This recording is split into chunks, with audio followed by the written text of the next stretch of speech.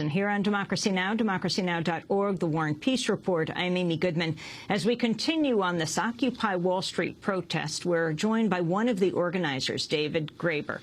David Graeber is author of Debt, The First 5,000 Years. He teaches at Goldsmiths at the University of London, teaches anthropology. You're in the United States right now. Welcome. You were part of the protest, stayed there overnight. Talk about how this all got organized, David. Well, it was originally a call from Adbusters. It was just sort of thrown out into the blue. And explain what Adbusters is. Adbusters, the magazine based in Toronto, so they're quite far away from Wall Street. They had this conception, and they thought they could bring it into being.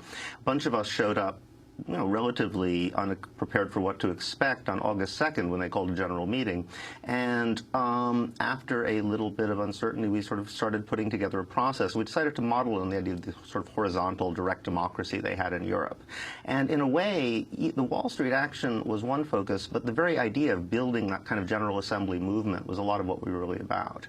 And explain what you mean by General Assembly and exactly how the process started on Saturday.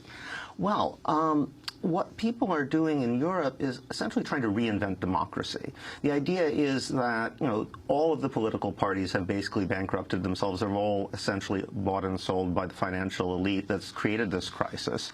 There's no possibility of their actually coming up with a solution. And essentially, you have to start over. People have to go into their public squares, meet each other, start talking to each other, and start brainstorming of ideas. I mean, essentially, the idea is the system is not going to save us. We're going to have to save ourselves. So we're going to try to get as many people as possible to camp in some public place and start rebuilding society as we'd like to see it. How many people turned out? Well, at first we were a little worried at Bowling Green, but more and more people kept showing up. So I ended up helping to facilitate a meeting which was at least 2,000 people. During a radio interview, New York Mayor Michael Bloomberg drew a comparison between demonstrators in Occupy Wall Street and those participating in the Arab Spring. You have a lot of kids graduating college, can't find jobs. That's what happened in Cairo. That's what happened in Madrid. You don't want those kinds of riots here. Well, in a way, he's prescient, because if you look at who showed up, it was mostly young people, and most of them were people who'd gone through the educational system, who were deeply in debt, and who found it completely impossible to get jobs. I mean, these people have really feel very strongly that they did the right thing. They did exactly what they were supposed to. The system has completely failed them, and they're not going to be saved by the people in charge. You're just going to if there's going to be any kind of society worth living in, we're going to have to create it ourselves. Let me ask you about President Obama's announcement of the Buffett Rule. As we're broadcasting now, he has not yet made that announcement. Chairman of the House of Representatives Budget Committee, Paul Ryan, was critical. He said higher levels of taxation on the wealthy would reduce job creation and investment. Ryan was speaking on Fox News Sunday. If you tax something more, Chris, you get less of it. If you tax job creators more, you get less job creation. If you tax investment more, you get less investment. At a time when experts are telling us, including, I said, the Fiscal Commission, we should lower tax rates on investment and job creation by getting rid of all the loopholes so we can create economic growth. So we think this is going in the wrong direction. Let's not forget that under current law that the president's already passed, the top tax rate on individuals and small businesses in 2013 goes to about 44.8%. So we have employers here in Wisconsin that pay that tax rate who are competing against countries that are taxing their businesses from like 16% in Canada, almost 21% going in England, 25% in China.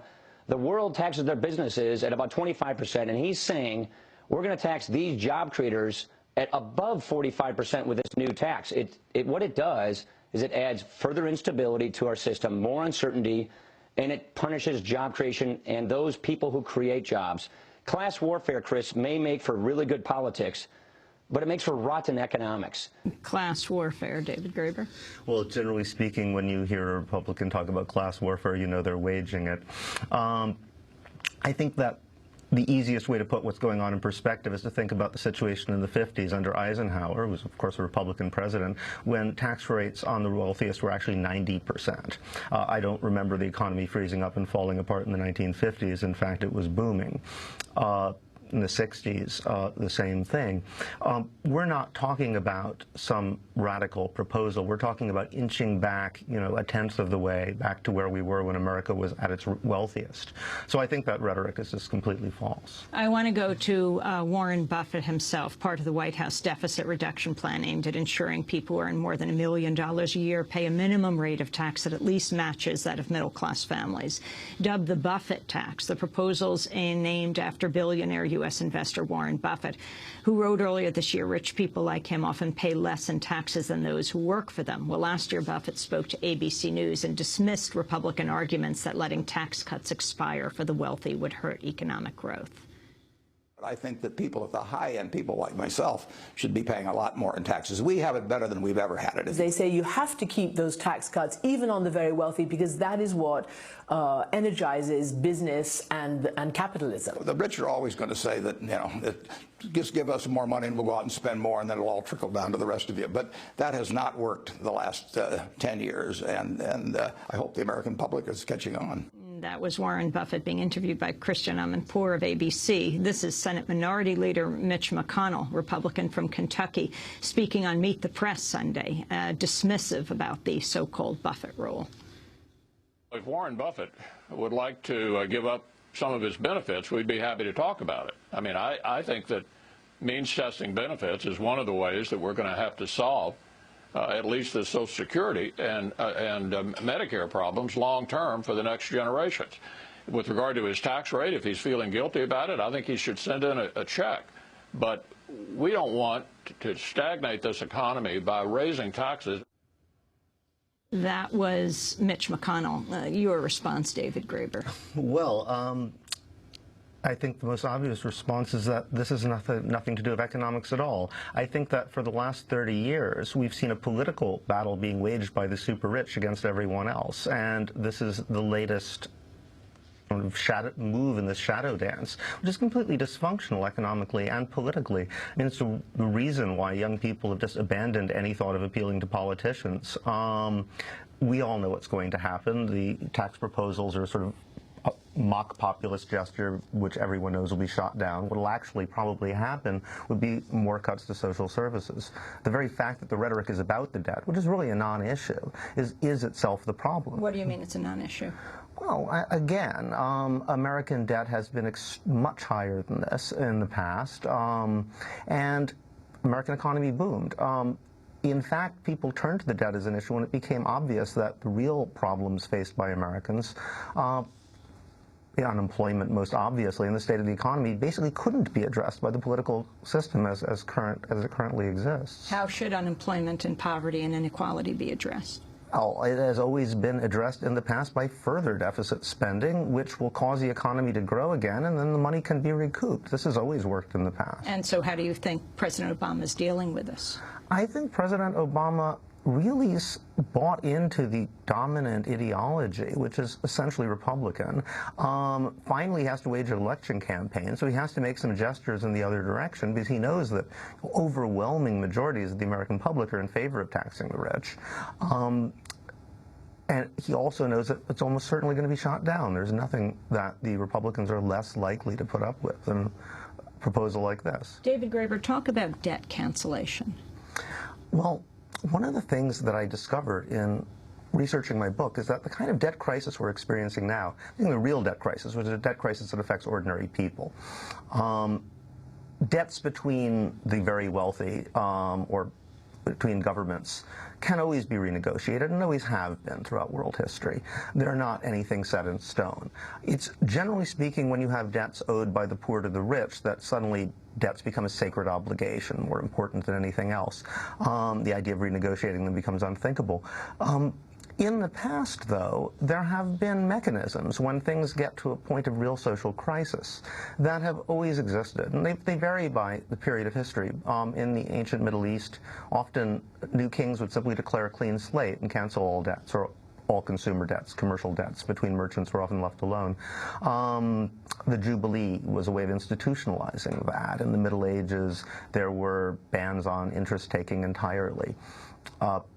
There have been many mechanisms, but whenever you have what I call a period of virtual credit money, when money is recognized not to be a thing like gold and silver, but a social relation, a promise that people make to each other, which has become increasingly clear since the 70s when we went off the gold standard, and I think 2008 really brought that home.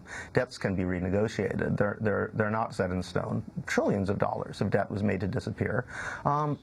We understand now that this is a political arrangement, and it can always be readjusted. And I think what the people coming to the squares, and Wall Street now included, are saying is that, well, if that's true, if democracy is going to mean anything now, we're all going to have to be able to weigh in on what sort of promises are made and what sort of promises are adjusted when you enter into a crisis. We hear about debt cancellation when we're talking about developing nations. What about the United States? Well, the interesting thing is that most of the developing nations have actually pulled themselves out of this situation. It's structural adjustment has come home to Europe and America. I think it would be a great idea. I think it would bring home that we really are in a different age, that money doesn't mean the same thing as it used to. And there are people who've tried it. Saudi Arabia, actually, most dramatically, that was their reaction to the Arab Spring. They declared a debt cancellation. So there are precedents. I mean, they kind of don't want people to know that they did it for obvious reasons, but they did. And the crisis now in Europe? The crisis now in Europe is an example of the same thing. The austerity regimes that are being imposed now on Europe and on America are remarkably similar to what happened, what used to be called the Third World Debt Crisis. First, you declare a financial crisis, you bring in these people who are supposedly neutral technocrats who are in fact enforcing this extreme neoliberal ideology. You bypass all democratic accountability and impose things that no one ever possibly have agreed to. It's the same thing. And one reason it's happening to us now is that there was really successful mobilization around the world against those policies. In a lot of ways, the global justice movement was successful. The IMF was kicked out of East Asia. It was kicked out of Latin America. And now it's come home to us. I want to thank you for being with us.